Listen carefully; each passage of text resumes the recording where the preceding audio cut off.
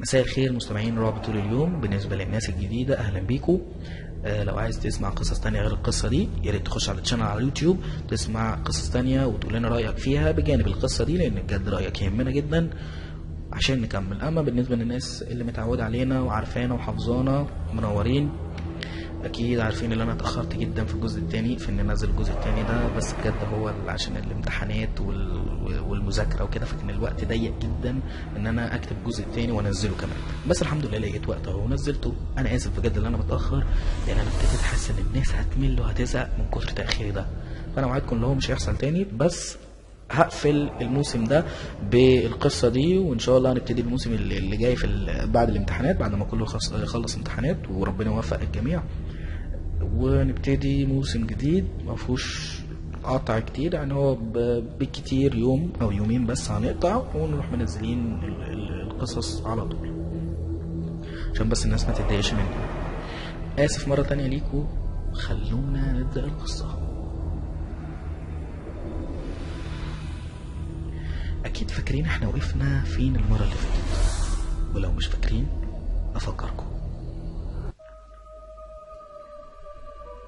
وقفنا المرة اللي فاتت عند عادل لما كان عند باب العمارة والبواب قال له ان ندى بتولع في الشقة.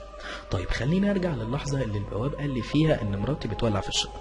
بعد ما قال لي الكلمة دي طلعت جري على الشقة، ما لقيتش الدنيا بتولع زي ما هو قال، لا كان الباب يعني مردود كده شوية، واضح ان الشقة ضلمة خالص من جوه.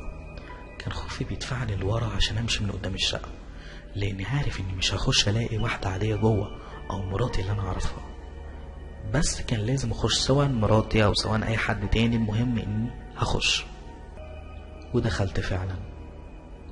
الشقة عاملة زي القبر، بس قبر على كبير شوية. بدأت انده على ندى لاني شايف سكوت في الشقة ما يوحي ان في حد. ندى يا ندى، ندى حبيبتي انت لو جوه يعني. انا كنت متوقع انها تخرج من اي حتة، تطلع من الحيطة مثلا، تخرج من الأوضة، شعرها عامل كده زي المرة اللي فاتت، لكن انها تطلع من تحت الارض عشان تظهر قدامي زي الاشباح كده، ده اللي انا متوقعتهوش بصراحة. اتجمدت مكاني وانا مش عارف اتحرك. انا حاسس انها طيف ابيض كده، بس مفيش اي حاجة في ملامحها حتى. عارفين الملامح الشخص الثابته، يعني ملامح ثابته، ما هو ساكت، ما فيش ملامح في وشه تقول هو زعلان حزين متضايق غاضب، ما فيش واحده ساكته. لكن التغيير جه في وشها، جه فجاه. انا بجد والله ما عارف اوصفه ازاي. هي رقبتها كده اتكسرت فجاه للناحيه التانية، وشها فرد لفوق قوي، وبقها كبير جدا، وشها يعتبر بقى شبيه العجينه. وشها كده لف حوالين بعضه، وفي الاخر هجمت عليا.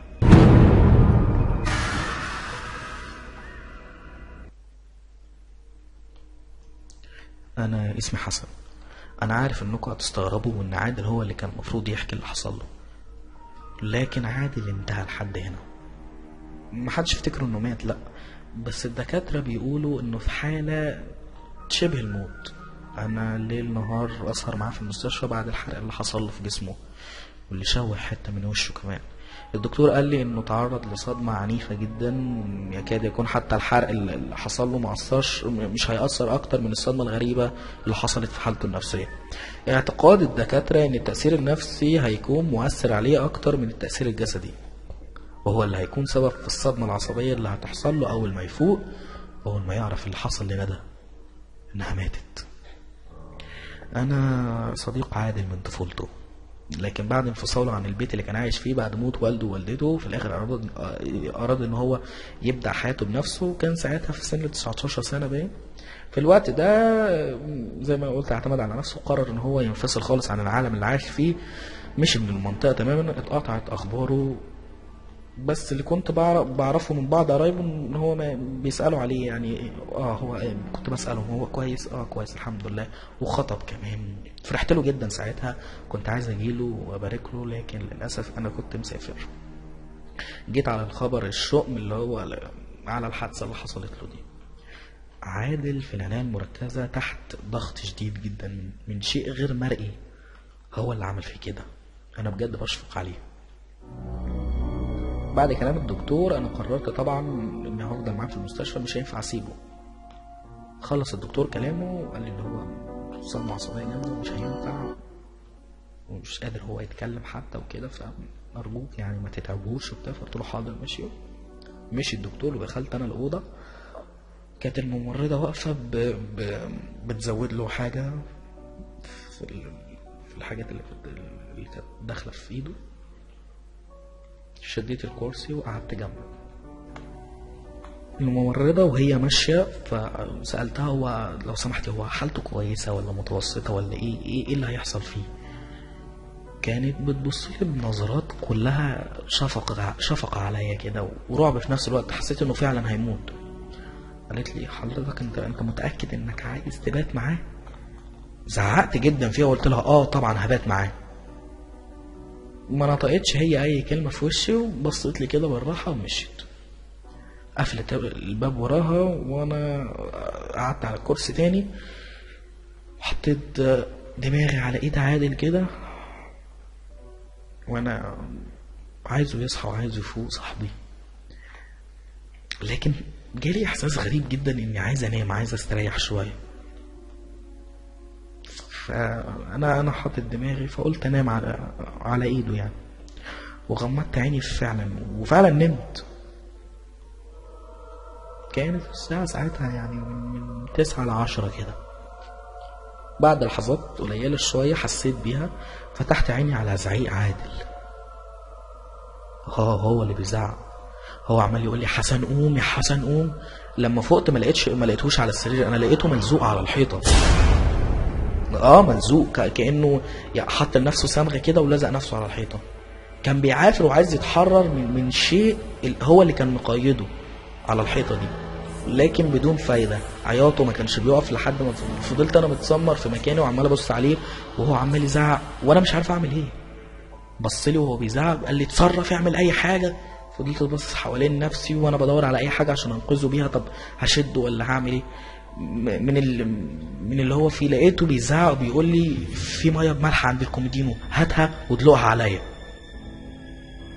قلت له نعم. قال لي اسمع اللي بقول لك عليه. مسكت الميه فعلا اللي كانت على الكوميدينو ورميتها على جسمي. الدخان كان بيطلع من كل جسمه بعد ما وقع في الارض. جسمه كان عمال يتنفض وانا واقف عمال اتهز انا كمان خايف من شكله ومن الدخان اللي عمال يطلع من جسمه. بعد دقايق جسمه هدي وفضل نايم على الارض للحظات. بعد كده بدأ يزحف زي التعابين. انا بدأت اخاف اكتر، عمال اقول له يا عادل يا عادل. انا عمال اندهله، انا مش مستوعب ان انا بتكلم اساسا. هو ولا بيرد ولا اي حاجه. اتحرك بس ناحيه الكوميدينو بالزحف بتاعه ده لحد ما جاب منه حاجه زي البرشام كده وشربها ولف جسمه ورقد على الارض. بس كانت الصدمه الغريبه هنا كان في حاجه مرسومه على صدره، لان هو قطع الهدوم اللي كانت بتاعت العيانين يعني قطعها. كان في على صدره مرسوم حاجة زي الطلاسم والنجوم بتاعت الشياطين اللي بنشوفها في الأفلام دي. جسمي كله كان رافض انه يتحرك من الخوف. ثابت، رجلي ثابتة كده مش قادر اشيلها من على الأرض. وهو مغمض عينه وانا عمال ابص عليه بحذر شوية لحد ما فتح عينه بالراحة.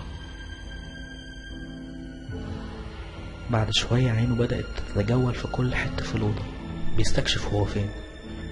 أنا اللي بعد اللي شفته خفت أقرب منه أساسا، لكن هو بدأ يبص يمين وشمال لحد ما عينه جت عليا. فجأة هو حاول إنه يقوم فقربت منه عشان أساعده، لكن هو زقني وفضل يتمتم بكلام اللي فهمته منه إنه عمال يقول ندى فين ندى فين. هو ده اللي كان على لسانه طول الفترة حتى اللي كانت في المستشفى فيها. ساعتها افتكرت الممرضة لما اتكلمت اللي كانت واقفة مع الدكتور، لما كانت قالت لي ان هو في يوم بعد ما المستشفى كلها مشيت كسر الأجهزة كلها اللي كانت جنبه، فضل يتنفض من على السرير نفس النفضة دي ولما كتفوه فضل يقول ندى فين برضك، ولكن بعد ما جمعوا الممرضات كتير عليه وادوله مهدئ والتاني والتالت نام. ايوه صح، دواء مهدئ. انا لازم اتصل بالممرضات هم اللي يجوا يعملوا له الحاجات دي. ولما جيت اتصل لقيت حاجه بتشدني لورا بس بقوه قوي لدرجه ان انا وقعت على الارض. لما جيت اقوم لقيت نفسي بنزل على الارض تاني، كأن في حد بي مكلبش جسمي وعايزه يفضل على الارض. قعدت اقول اعوذ بالله من الشيطان الرجيم، هو في ايه؟ لحد ما بدأ صوت عادل يتردد في الأوضة كلها، وقال لي انت ايه اللي جابك هنا؟ رديت انا عليه وقلت له انا عرفت اللي حصل فيك فجيت اطمن عليك. رد هو عليا وقال لي ومين قال لك اني عايزك تطمن عليا؟ قلت له ده واجبي يا عادل، مش محتاج حد يقول لي ده صح ولا غلط. فهو اتكلم وقال لي ومين فهمك اني تعبان؟ انا في احسن حالاتي. فضل يزعق ويصوت وشويه يعيط وشويه يتوتر، لحد من كتر التوتر اللي عليه لقيته اترمى على الارض تاني. قدرت انا افك نفسي من الشيء اللي كان مكلفتني في الارض وقمت عشان اتصل بالممرضات، وانا واقف مراقبه وهو عمال يزحف ويتحرك شويه شويه يختفي ويظهر في ركن من اركان الاوضه. لكن بعد لحظات الباب اتفتح بسرعه ولقيته فجاه اختفى من الاوضه وظهر على السرير وهو عمال يتشنج جامد، لحد ما هم دخلوا وادوله مهدئ ومشوا بعديها بشويه. فضلت انا واقف جنبه كأني مش مصدق اللي حصل. الأوضة نورها، النور بتاع الأوضة عمال يطفي وينور، وأنا خايف وعايز أغمض عيني، مش عايز أشوف حاجة. وفجأة النور رجع تاني كويس والأوضة كلها ساكتة، مفيش حتى هوا فيها. حسيت إن أنا مش قادر أتنفس. لكن بدأت شوية همسات في الأوضة كده وأنا بدأت اللي أنا عايز أنام. أنا تعبت أكتر، أنا عايز أنام بجد بقى. همسات شوية تسكت وشوية تشتغل. عدت الليلة دي وبالعافية كمان، لأن كنت كل ما أغمض عيني أحس إن في حد بيلمسني أو بيهمس في ودني. عارف لما حد يجي يقولك حاجة في ودنك ويجري، أو بيقول حاجة وهو بيعدي من جنبك؟ أكتر إحساس كان مرافقني طول الليلة دي إن في حد بيراقبني طول ما أنا قاعد. صحيت تاني يوم الصبح على صوته وهو عمال يئن ويتقلب. بدأت أبص له هو نظراته كلها للسقف. استغربت شوية من شكل عينه اللي مفتوح على آخرها، وحتى لما بيجي يقفل عينه أو بيغمضها شوية بحس إنه بيبقى صعب عليه اللي هو يقفلها.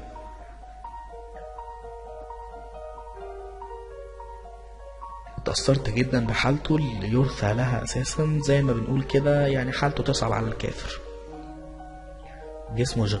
جسمه غريب شوية، شكله أغرب، شعره اللي بقى أبيض، كل حاجة اتغيرت فيه.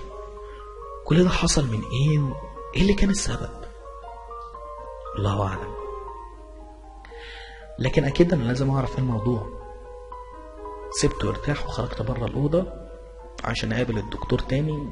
سألت الدكتور قلت له عشان استفسر ايه اللي حصل امبارح ده. قلت له هو يقدر يتكلم معايا او انا اتكلم معاه؟ فقال لي صعب جدا انه يتكلم، لان الصدمات اللي خدها ورا بعض والتشنجات اللي بتحصل منه دي محدش طبيعي بيعملها.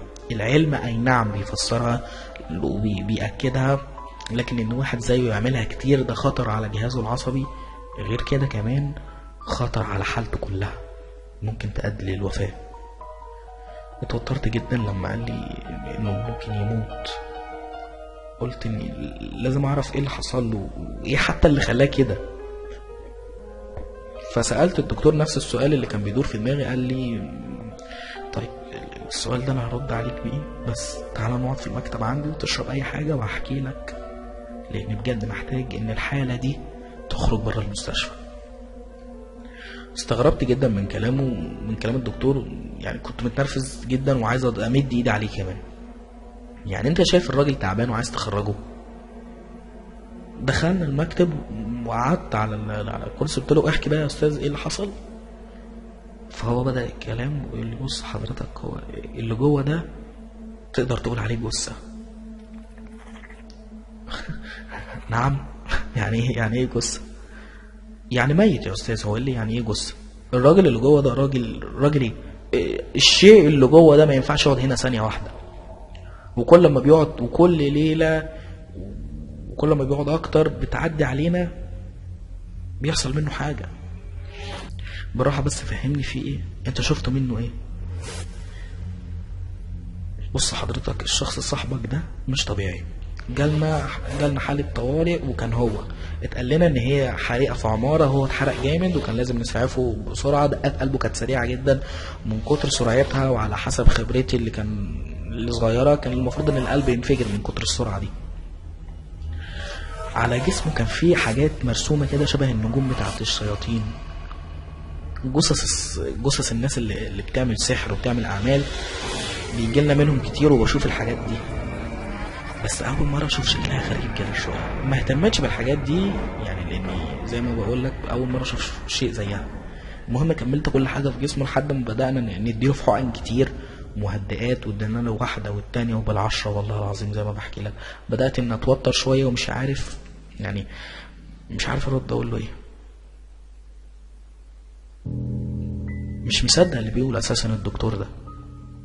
انا اتوترت عرقت جامد ومش عارف اقول له، مش عارف يعني اقول له ايه.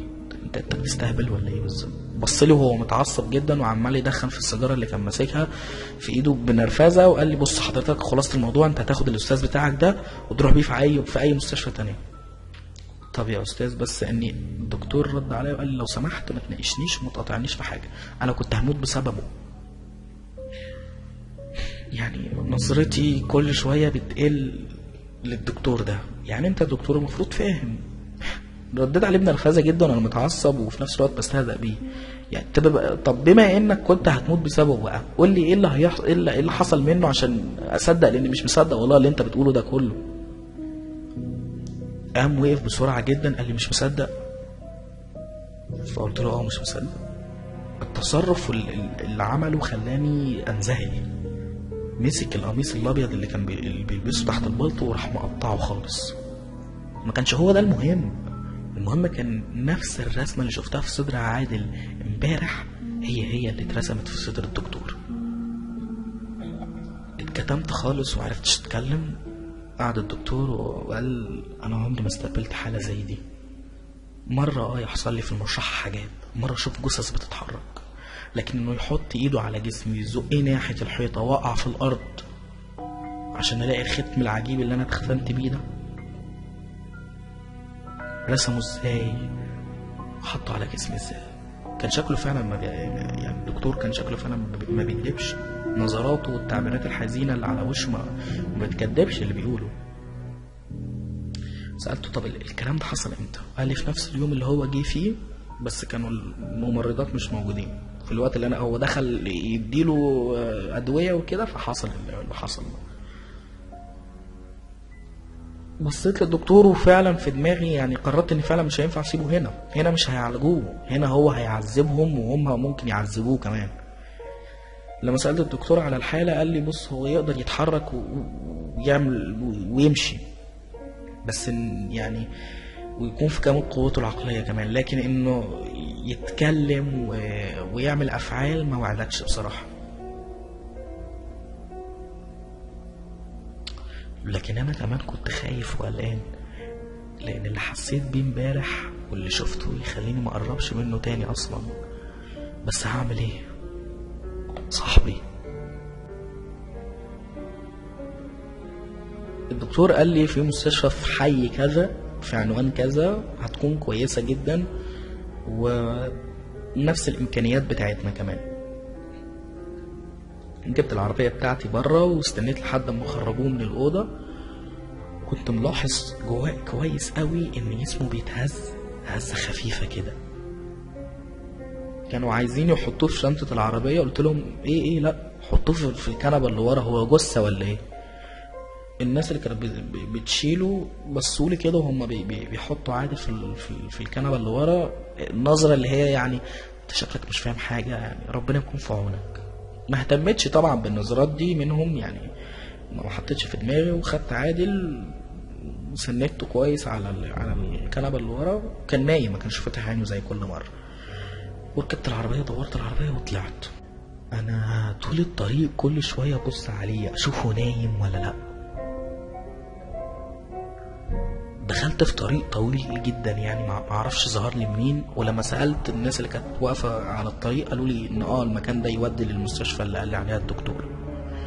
ووصف الطريق صحراء، حاجه زفت، طريق متسفلت عادي بس على اليمين وعلى الشمال تراب وزلط والكلام ده.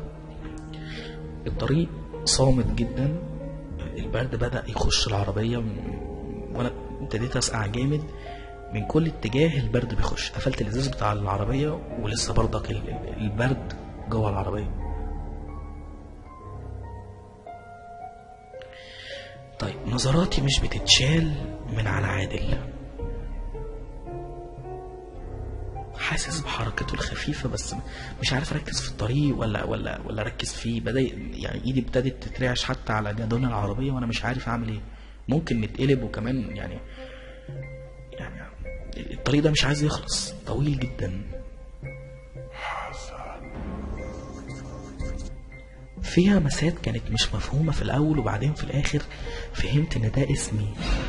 اتنفضت من على الكرسي لما ادركت كده، والعربية التوازن بتاعها اختل شوية وما قدرتش اكمل الطريق، ووقفت على جنب كده في الطريق، وطلعت كل الهواء اللي جوايا، ودقات قلبي بدأت تهدى لان هي كانت بتزيد جدا اول ما سمعت اسمي. وبصيت في المراية بحذر شوية كده عشان ما الاقيش عادل ورايا.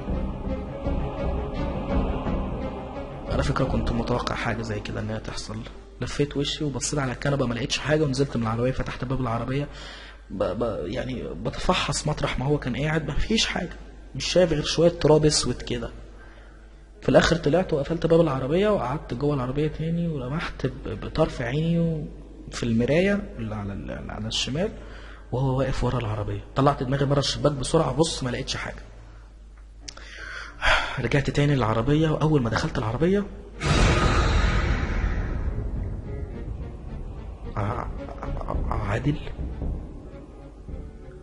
عادل انا دخلت راسي من شباك العربيه، وبصيت على يميني لقيت عادل قاعد جنبي.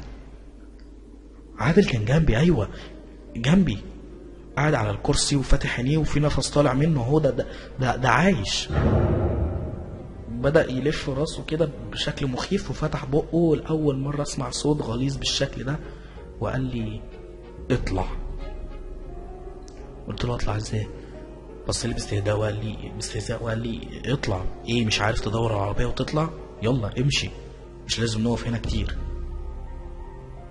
بدأت همسات تانية وهو بيتكلم كده تيجي، وهو زعق قوي قال لي يلا اطلع. اتحركت على طول بالعربيه. انا العربيه كنت حاسس ان في حد بيحاول يوقفها ويجرها لورا كده، وهو شغال زعيق فيا وعمال يقول لي امشي بسرعه وما توقفش، وانا اساسا مش مصدق اللي هو قاعد جنبي. بعد شويه الدنيا هديت كده الحمد لله، قلبي بدأ يرتاح شويه. نظراتي كانت كتير قوي لعادل، ازاي قام فايق ازاي؟ ده كان ما بين الحياه والموت. كان كلامه قليل جدا، وهو عمال يقول لي خش يمين، لف الشارع من هنا، خش شمال، عمال يوجهني مش عارف فين بالظبط. وصلنا تقريبا للشارع اللي فيه العماره اللي كان ساكن فيها. فضلت انا ببص له وانا مستغرب، اللي قاعد معايا ده عادل بجد ولا قرينه ولا ايه بالظبط؟ ما بقتش فاهم حاجه. المهم لفيت وشي ناحيته، ناحيه ما هو بيبص، ولقيت بوكس وكام عسكري واقفين. فانا اتكلمت وقلت له هو انت عايز تطلع العماره تاني؟ رد عليا وقال لي ايوه. قلت له طب ما في، قبل ما اكمل كلامي راح قاطعني وقال لي عارف، ارجع ورا وخش الشارع التاني. قلت له طب ما نمشي من قدامهم عادي وخلاص. قال لي لا احنا مش عايزينهم يشوفونا. قلت له طب انت هتخش العماره ازاي؟ قال لي انا مش هخش العماره دي، احنا هنروح عند واحد تاني. لفيت العربيه من غير ما يكمل كلامه ودخلت الشارع التاني زي ما هو قال. بعد عمرتين 3 كده قال لي اقف هنا. وقفت وهو نزل بسرعه وتقدم ناحيه العماره دي وطلع، وانا كل ده عمال اقول له استنى يا عادل، انا جاي معاك، استنى هركن العربيه وهاجي. وهو عمال يمشي ويمد وطالع خلاص على السلم، مش عايز يقف. ما ركنتش العربيه، انا يا دوبك بس حطيتها قدام العماره كده وقفلت العربيه وطلعت وراه جري الدور التاني التالت، ولقيته واقف عند باب كده بيخبط على الباب ده. فقلت له هو اللي هنا مين؟ في اللحظه اللي انا قلت الجمله دي فيها اتفتح الباب، ظهر منه شخص تاني كده كان اطول من عادل بشويه وشكله راجل محترم يعني. اخيرا شيء بيطمني. اتكلم عادل وقال له الراجل جوه؟ قال له اه جوه، خش يلا. دخلنا وقفل الباب. انا مستغرب من اللغه اللي كانت ما بينهم، ايه الراجل جوه وخش على طول يعني. طبعا طب اللي انا دخلته ده شقه ولا قبر ولا كهف؟ ايه ده؟ شموع على كل طرف في الشقه، في كل ركن شمعه، شويه كراسي والدنيا ضلمه، وفي راجل عجوز قاعد في النص على كرسي منهم. فاتقدمت انا شويه جوه الشقه وانا باخد يعني بحذر الاول، باخد حذري الاول. وعادل والشخص التاني ده مشي قدام. الراجل اللي فتح لنا الباب ده بص لي وقال له هو مين ده؟ قال له صاحبي. قال له صاحبك ازاي يا عم؟ انت اتجننت، احنا مش عايزين حد قلبه رهيف في الموضوع ده. حسيت ان هيبتي هتروح، انهم مفكريني عيل صغير يعني. بصيت له وقلت له هو في ايه يا باشا؟ انت ما تفتكرناش ان احنا صغيرين، احنا بعون الله نعمل اي حاجه. رد عليا وهو بيضحك قال لي لا والله. طب تعالى كده. شدني من ايدي ووقفني قدام صندوق كبير شويه كده، عريض، صندوق عريض، وقال لي بص جوه الصندوق ده. اول ما قربت شويه كده لسه ما بصيتش حد، ظهرت ابشع ريحه ممكن اي حد يشمها في حياته. رجعت لورا وانا بقول استغفر الله العظيم يا رب، ايه ده؟ قال لي دول حيوانات مذبوحه، اجري العب بعيد يا شاطر بقى عشان انت مش قدنا. حسيت اني واقف في وسط عصابه، لحد اما الراجل العجوز ده اللي قاعد جوه زعق وعمال يقول لهم يا جماعه لو سمحتوا احنا ما عندناش وقت، اخلصوا. في اللحظه اللي هو قال فيها كده حسيت، قال فيها الجمله دي، حسيت ان الشقه حصل فيها هزه بسيطه كده، اتهزت، في حاجه اتهزت، والشموع يعني كانت هتطفي كمان. اتنفضوا كلهم من مكانهم واتخضوا. والراجل العجوز قال للشخص ده صاحب عادل، قال له زود الشموع. وقال لعادل، قال له كمل الرسومات اللي انت كنت المفروض ترسمها. انا واقف مش فاهم اي حاجه. راح الراجل فعلا يجيب شموع كتير ووقعها في الارض وبدا يولع في كل واحده فيهم ويحطها ويلزقها على الحيطه. لكن عادل كان اغرب شيء اللي عمله، انه ما رسمش الرسومات على الحيطه بقلم، لا ده رسمهم بضوافره، كان بينحت في الحيطه. ايديه كلها كانت بتنزل دم وهو عمال ينحت في الحيطه. بدات انا بهستيريا مبالغ فيها شويه ازعق واوجه كلامي لعادل، هو في ايه يا جماعه فهموني. انا بقول الكلام ده وعادل في دماغه في حته تانية، وعمال يكمل الحفر في الحيطه، وانا عمال ازعق وايده حتى عماله تنزل دم كتير، وهو عمال يكمل في النحت بتاع الرسومات دي. فضلت اشد فيه عشان يبطل اللي بيعمله ده، لكن الراجل العجوز زعق فيا وقال لي اسكت، انا هفهمك ما تبوظش اللي احنا بنعمله. بصيت له وانا متنرفز قلت له اتفضل بقى، قول بقى وريني اشرح لي ايه اللي انتوا بتعملوه ده. قعد يقول لي ايه ده؟ قلت له اهدى ازاي؟ حيوانات مذبوحه وشموع ورسومات وعايز نهدى؟ فضل ساكت وقال لي هتسمع ولا ما تكلمش انا خالص؟ قلت له طب اتكلم. قال لي بص، انت احتمال ما تفهمش اللي انا اقوله ده، بس انا هحكي لك. فهمت ما فهمتش خلاص. اللي انت شايفه قدامك ده شقه متحصنه ضد الكيان الشيطاني اللي بنواجهه.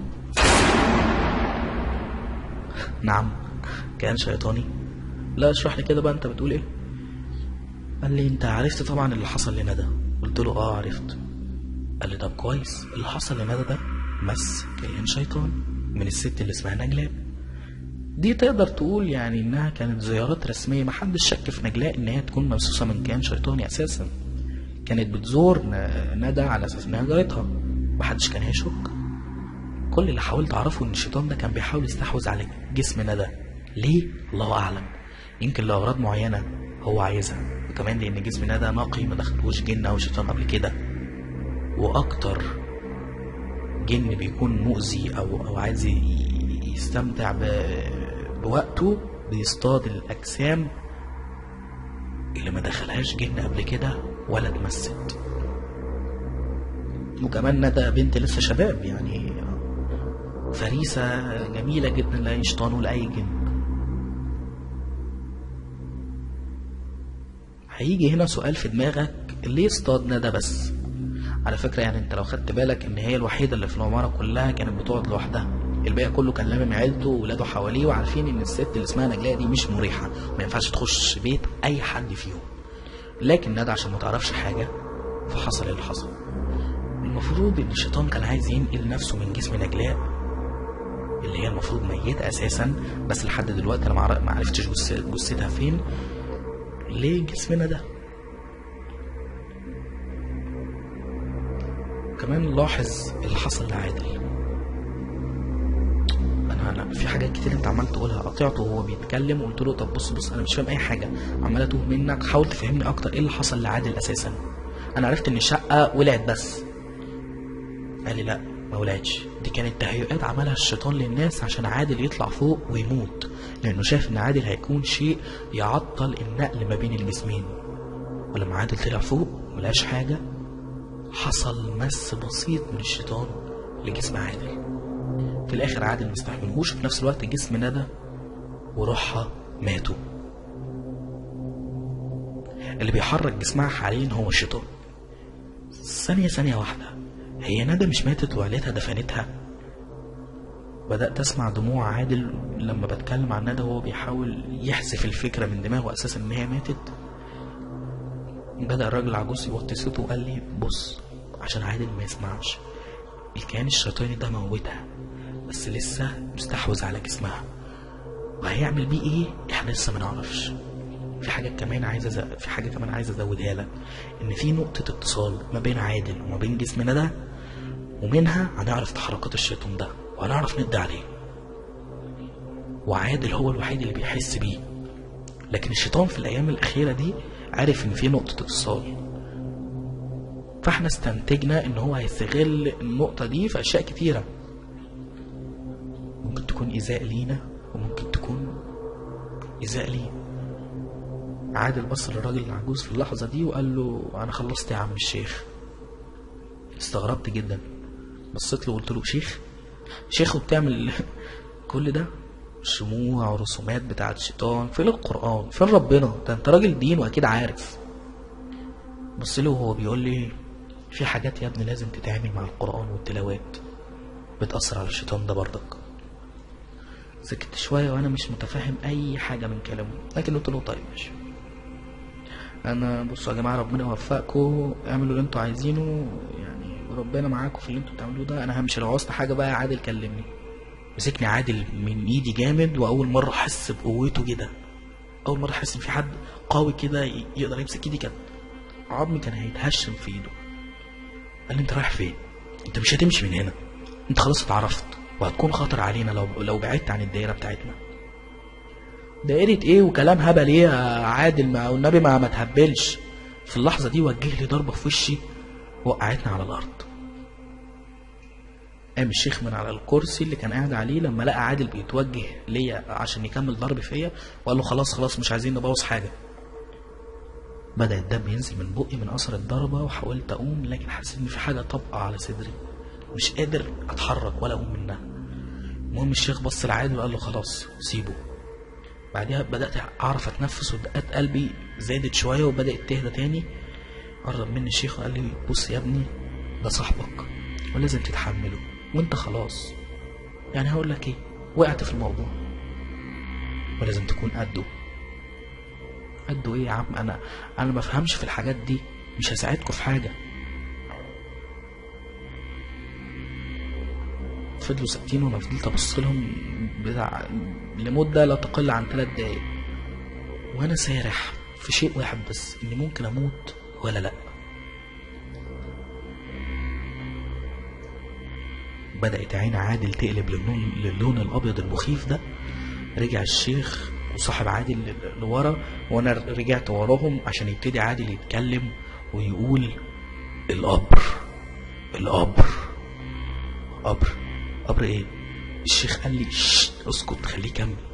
فضل يقول القبر كتير جدا، وشويه يقول القبور وشويه يقول القبر، لحد ما وقع على الارض وعينيه رجعت زي ما كانت.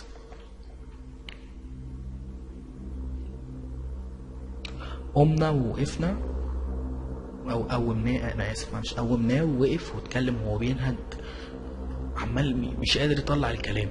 القبر قبر ندى، عايزنا نروح هناك. الشيخ قال له ما قالكش السبب؟ رد عليه عادل وقال له لا، انا ما شفتش حاجه غير ان احنا هنخش القبر وهنقف قدام الجثه بتاعت ندى بس. قال الكلام ده وبدات الدموع تنزل لانه افتكرها تاني. اتحرك الشيخ وقال احنا لازم ننزل دلوقتي بسرعه قبل ما اي حاجه تحصل تاني. جمعوا الحاجات بتاعتهم وانا نزلت شغلت العربيه، وهم في لحظات نزلوا ورايا وركبنا واتحركنا.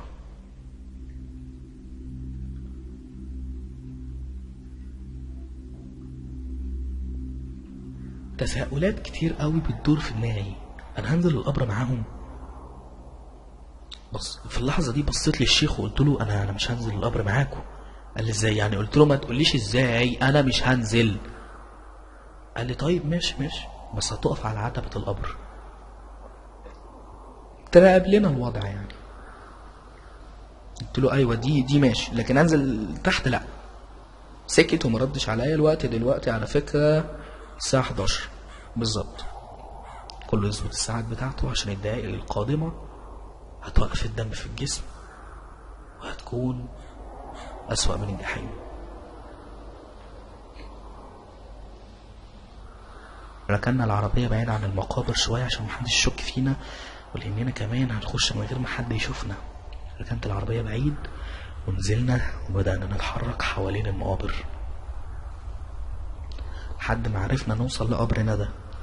على فكرة مش هكتب عليكم واقول لكم ان القبر كان شكله مرعب وكده، لا كان عادي جدا، بس قلبي اللي مقبوض من السكوت بتاعه ده هو اللي مخوفني. بدأ عادل من غير ما اي حد فينا يتكلم او يديله امر بيحفر بايده اسف في القبر. كان زي المجنون. فضلنا واقفين نراقبه وهو بيحفر، عمال يحفر في الارض لحد ما يعني خلاص ظهرت السلالم اللي بننزل بيها تحت. اتقدم الشيخ على الباب بتاع القبر وبدأ يقرأ شوية قرآن لحد ما خلص، وانا قلبي ابتدى يرتاح لما قرأ قرآن.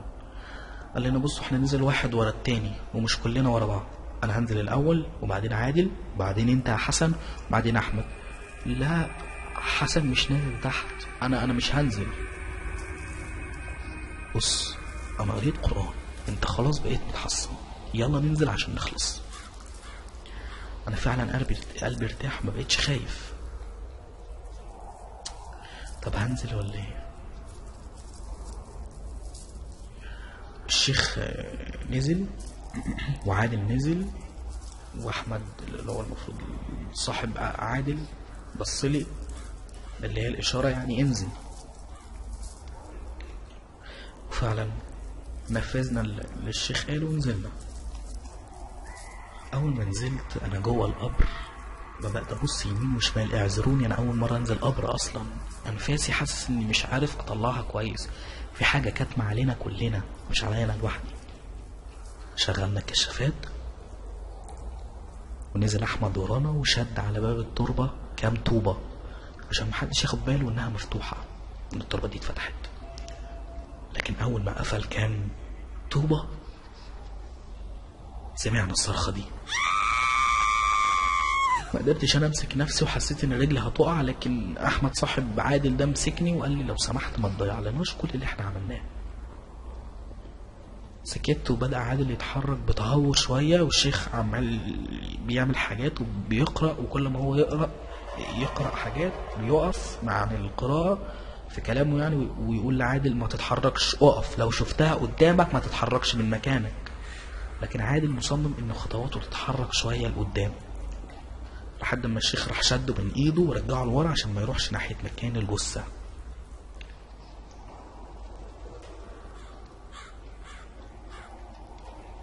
بعد كده الشيخ وقف خالص من الكلام، بدأ القبر يجيله هزة بسيطة كده، بدأت تزيد وتزيد لحد ما كلنا سردنا على الحيط عشان ما نقعش في الأرض.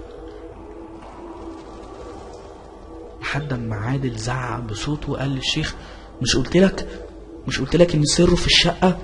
سره في الشقة بتاعتي، مش هنا. مش هنعمل حاجة هنا غير اننا نأذي ندى. انا مش هأذيها، لا مش هأذيها، انا لازم اروح الشقة. خرج بسرعة من القبر وشد زق الطوب وخرج بره القبر، واحمد جري وراه عشان يجيبه، والشيخ بيمد بسرعة عشان يطلع هو كمان، لكن انا جيت اتحرك ما قدرتش. حسيت ان التراب اللي تحتية مسك في رجلي، ما بقيتش قادر اتحرك، عمال عافر وعافر لكن مش قادر. فجأة سمعت صوت كده عمال يقول لي: هتموت. قلت: ايه؟ في ايه؟ مين؟ هيقتلوك. لا لو ان بقى مش عايز اموت. اقتلهم قبل ما يقتلوك. هم مين؟ اختفى الصوت وقدرت احرك رجلي الحمد لله. طلعت جري بعديها عشان الحقهم، ولقيتهم عمالين يشدوا مع بعض في الكلام، والشيخ عمال يقول له: كده مش هينفع، قلت لك انه هيأثر عليك، لازم تكون اقوى من كده يا عادل. رد عليه عادل ودموعه ماليه عينيه: ما اقدرش اذيها، هي ملهاش ذنب في كل ده. رد عليه وقال له: طيب ايه اللي سمعته بقى؟ قال له: بص، هو في جثة هو عايز يحررها عشان المواضيع دي كلها تخلص.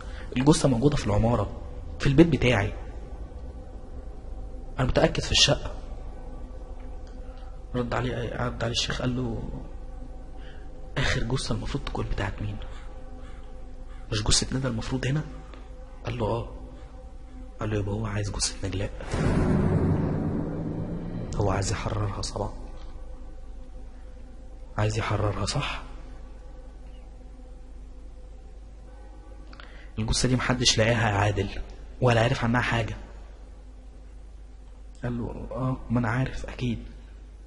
يرد عليه الشيخ وقال له: معرفتش ايه السبب؟ قال له: لا معرفتش. اتكلم الشيخ بسرعة قال له: طب يلا بينا بقى هنروح الشقة عشان ننجز. دورت العربية وهم ركبوا وانا ماشي بالراحة، لان الصوت اللي قال لي هيقتلوك ما كانش بيهزر، كان مرعب بجد. معقولة هيقتلوني؟ فكرت كتير لكن لقيت ان الموضوع صح، ممكن فعلا يقتلوني، لان الشيخ قال ان اللي كان مسيطر على عادل وممكن هو يتهور ويقتلنا كلنا. انا لازم امشي من الموضوع ده، لازم اخلع منهم باي طريقة. وصلنا لحد باب العمارة، كانت كل حاجة مختفية، لا بوكس ولا عساكر ولا اي حاجة. نزل عادل جري، كان في حاجة بتشده لانه يخش بسرعة اكتر، كلنا نزلنا جري وراه وطلعنا بسرعة وراه، جري عدينا من قدام الشقة بتاعته وهو مكمل لحد فوق، وقف قدام شقة معينة على ما اعتقد هي دي شقة نجلاء، ضرب الباب برجله وكسره ودخل وهو متنرفز وعمال يقلب في الكنب ويقلب فيهم كده على ويكسر الكراسي ويكسر في البرواز اللي على الحيطان، وعمال يقول: هي فين؟ انت فين؟ دخل الشيخ وراه واحمد ده قفل الباب وانا دخلت وراه كانوا داخلين اوضه النوم، دخلت وراهم وبصيت على احمد ده وهو واقف عند الباب، معرفش بيقفله ولا ايه، المهم يعني ما اهتمتش، ودخلت وراهم الاوضه وهم عمالين يطلعوا في عده من شنطه كده كانوا جايبينها معاهم، المهم طلعوا حديده وشاكوش حديد كبير وحاجات كده تانية كتير، وشدوا البرواز اللي كان فوق السرير وكسروا الحيطه كلها. فضلوا يكسروا لحد ما بدأت تبان من الحيطة ايد. رجعت انا لورا ولزقت في الحيطة واحمد واقف بيراقب، وحسيت انه مستمتع شوية، في بسمة على وشه كده، مش عارف في ايه. انا ابتديت بدأت عيني تزغلل ومش قادر.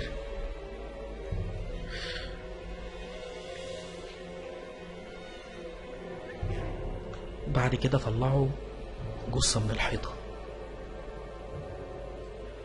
وقعت الجثة على السرير وبدأوا يتفحصوها وعرفوا انها جثة مدام نجلاء. بدأ الشيخ يتمتم بشوية ايام بآيات قرآنية وانا قلبي ارتاح. قلت الشيطان هيتحرق والقرآن موجود. وعين عادل قلبت تاني، وفي لحظة الدنيا اسودت تماما، الشقة ضلمت. ولما النور رجع تاني كان الشيخ لسه واقف بيقرا، وعادل رافع دماغه لفوق وفاتح بقه للاخر وعينيه كلها بيضة. واحمد ده واقف بيتهز لحد ما لقيت احمد فجأة راح مطلع مسدس وضرب بيه عادل في راسه. وقع عادل على الارض. بصيت لاحمد ده وهجمت عليه، وكان لسه شيخ بيقرا في القرآن مع انه شاف اللي حصل. فضلت اشد منه المسدس لكن ما عرفتش وزقينا على الحيطة. وبعد كده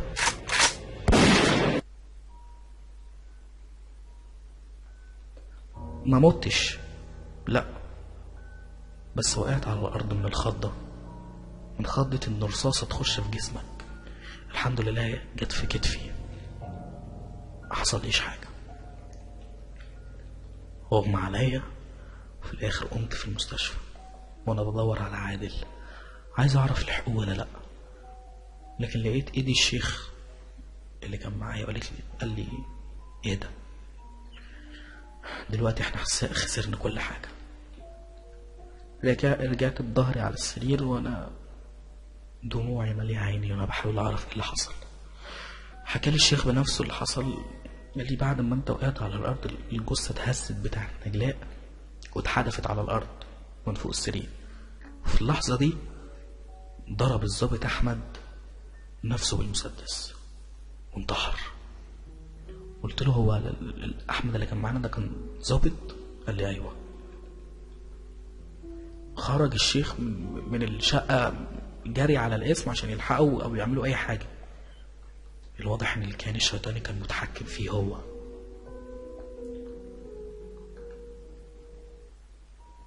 يا ترى هل الكيان لسه موجود في جسم حد ولا خلاص كده انتهت؟ عملت القصة كده عشان اسيب لكم انتوا رأيكم وتقرروا هو موجود ولا لا. لكن انا حاسس انه هو موجود فيا انا. ايوه، موجود فيا انا.